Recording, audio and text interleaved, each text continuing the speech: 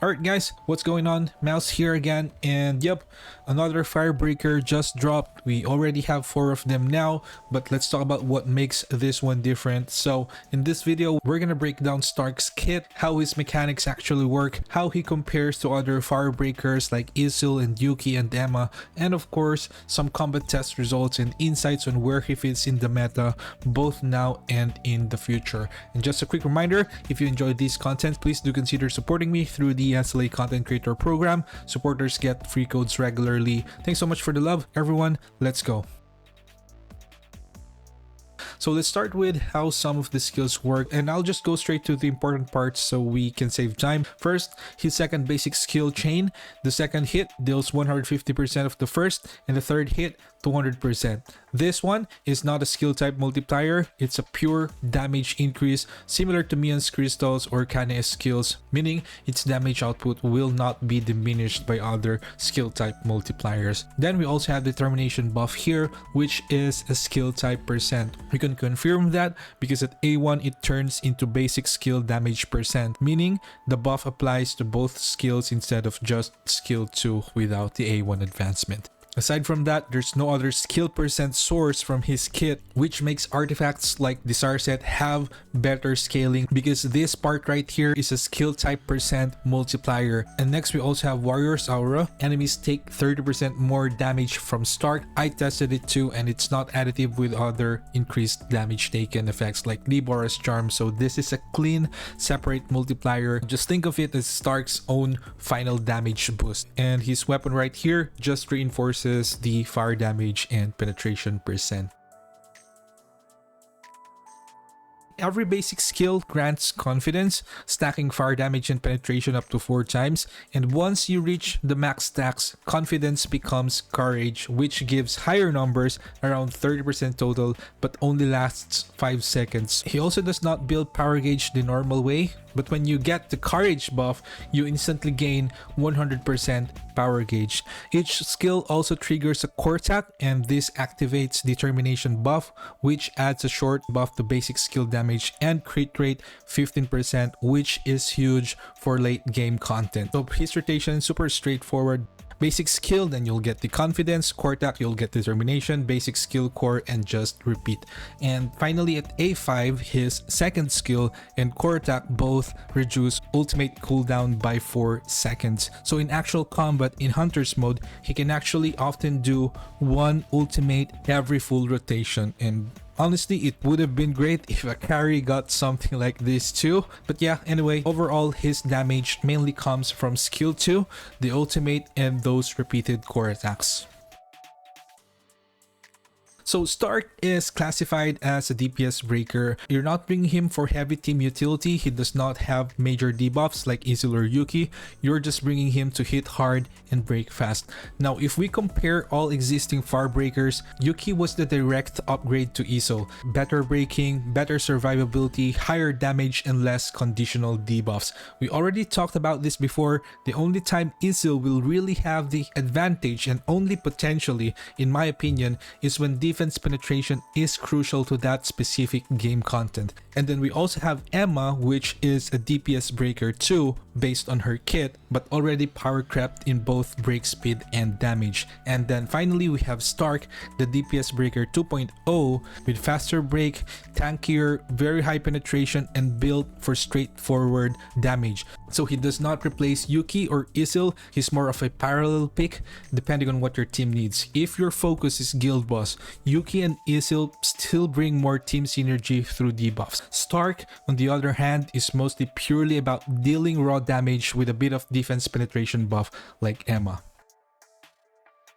Now, when it comes to that team buffs, Stark does not give much except for his A3. The entire team's defense penetration increases equal to 20% of Stark's extra base defense penetration stat. So I tested this in Power of Destruction, increasing his penetration stat and checking Genu's damage, and yeah, the damage increased. Although it's not 100% exact, the numbers line up closely enough, I think, to confirm it's working as written. So it's safe to assume that 20% of Stark's defense penetration stat is transferred to teammates. One thing I haven't confirmed yet though is whether that bonus also applies to himself, because usually when it says entire team, that includes the caster. Anyway, here's the more important thing that you need to know.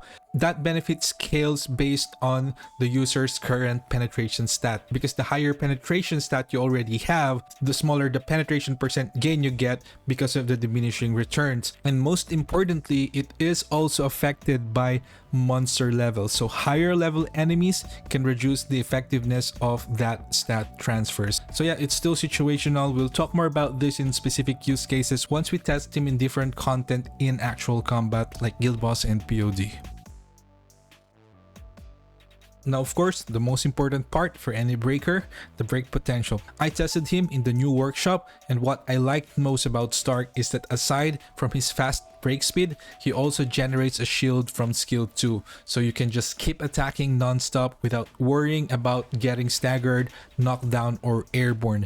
Compared to Yuqi, they're almost tied in break speed, but Yuqi, even though she's tanky as an HP based unit too, does not produce shields. If her extreme evasion does not trigger at the right time when she's using her skills, and if her full burst super armor is down, she can still get interrupted mid-rotation. And then we have Emma, who is much slower. I really don't like her for this role anymore. And finally, we have Esil, still valuable for her debuff and penetration passives, but she's still very squishy since she's an attack type unit unless you go full HP build, which then may reduce her damage output. So overall, in terms of pure breaking performance, I think Stark is one of the superior ones among breaker damagers, while Yuqi still leads as a breaker debuffer. So just to get a feel of how much damage Stark can do, I ran a quick AFK guild boss test. Nothing fancy, just to get an idea. First, a decently built Yusuyon around 47k attack with armed plus obsidian, landed 5 to 6 billion damage. Then Stark here, using 8-piece desire, actually out-damaged her with 8.5 billion total. And that's wild considering that Suyon's a main DPS with extremely high defense penetration. Then I went all in, armed plus obsidian, full DPS build, and boom, 10 billion damage on Stark. Even with lower stats than my Desar set, that's a lot of damage output from a supposed breaker, and I think it can go higher with proper optimization. Just for reference, Yuqi hit around 7 to 8 billion under the same setup, still solid but slightly behind Stark. So what does this tell us? Obviously, Stark can deal damage, but Stark's scaling leans heavily on penetration percent, so that gives him a natural advantage in Giant Statue, or would give him advantage on any high defense content. And since this was an AFK test, penetration based units would perform even better in manual runs because the rage count rises faster and the Giant Statue get tankier, giving more advantage to penetration scaling units over those who are not.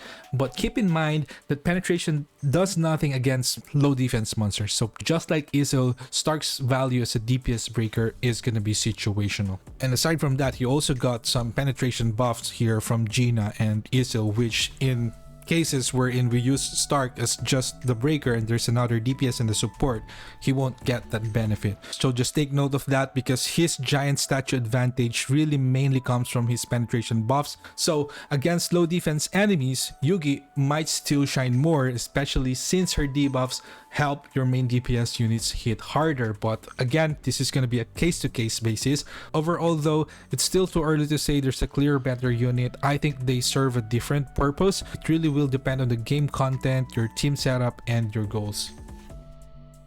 Now, speaking of teams, we don't have Fern fully released yet, so I'll hold up on testing all the possible fire team setup, but just to give you an idea, I played around with Stark in the workshop. I haven't checked the enemy's defense here yet, so I'm not sure if it's something that will be countered heavily by penetration. But what we do know is that fire DPS units like Kanae and even Suyun are not really optimal here. So for now, I just tried running Stark purely as a DPS, and his performance was actually decent. It's kind of crazy, both Stark and Yuqi deal high damage, and when you use them together, they can break faster and maintain consistent team DPS. Also, one thing I noticed with Stark's gameplay, he takes a significant amount of on-field time, so maybe he's a breaker DPS hybrid who'll pair well with units that don't need too much uptime, so that way both the main DPS and the breaker DPS can deal consistent damage. That could be Fern, but I have no idea about her yet,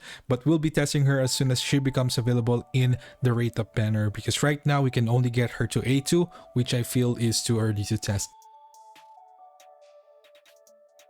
I think Stark is a solid DPS breaker, simple rotation, fast break speed, built-in shield, which I really like, and really strong performance against high defense enemies, and of course a situational team penetration buff. There's not going to be any kind of replacement happening, I feel. I think all of the fire breakers except Emma will still be very valuable in terms of dungeons, but when it comes to guild boss and maybe even POD, I think Yuqi and Esil are still very much more valuable than Stark. But we'll see if we're gonna find more important use cases for him in the near future. I hope we can play him more.